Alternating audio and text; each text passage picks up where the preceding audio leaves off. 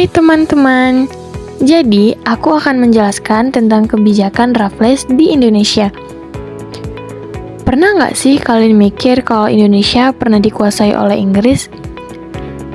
Nah, ternyata pada zaman dahulu, Indonesia itu pernah dikuasai oleh Inggris oleh Thomas Stamford Raffles, yaitu gubernur Inggris di Nusantara.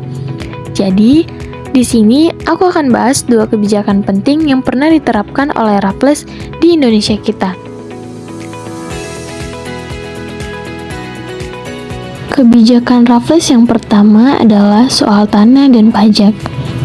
Jadi, dulu tanah itu dipegang oleh segelintir elit lokal dan pajak sering tidak jelas.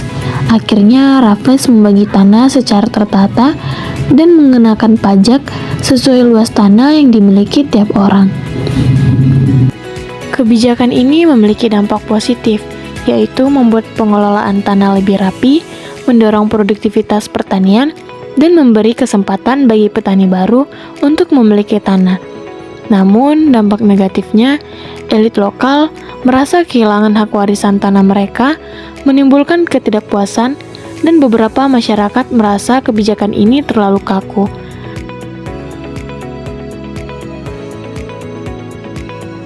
Nah, kebijakan Raffles yang kedua adalah menghapus kerja paksa atau yang dikenal sebagai kerja rodi. Jadi dulu pada masa penjajahan sebelumnya, rakyat itu sering dipaksa bekerja untuk membangun jalan, jembatan, ataupun proyek kolonial tanpa upah. Akhirnya Raffles menghapus sistem ini dan mendorong tenaga kerja yang lebih bebas. Pada masa itu, kebijakan ini memiliki dampak positif dan negatif. Dampak positifnya, beban rakyat menjadi berkurang, martabat manusia lebih dihargai, dan tenaga kerja bisa fokus ke kegiatan produktif mereka sendiri seperti bertani. Namun, bagi pemerintah kolonial, biaya pembangunan infrastruktur jadi lebih mahal karena harus membayar tenaga kerja sehingga beberapa proyek menjadi terhambat.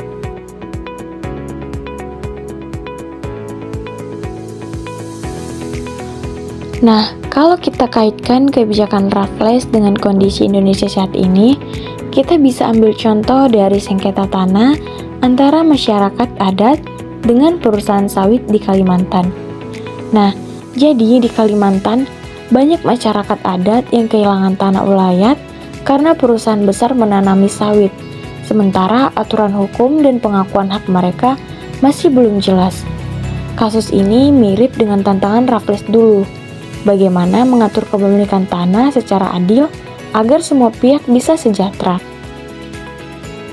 Jadi, pesan yang bisa aku sampaikan kepada teman-teman semua tentang sejarah Raffles adalah bahwa aturan yang jelas, adil, dan berpihak pada kesejahteraan masyarakat itu sangat penting, baik itu soal tanah, pendidikan, maupun perdagangan.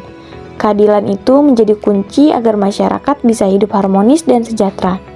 Jadi, yuk kita jadikan pelajaran sejarah ini sebagai panduan untuk membangun Indonesia yang lebih adil untuk semuanya. Terima kasih sudah mendengarkan. Bye-bye.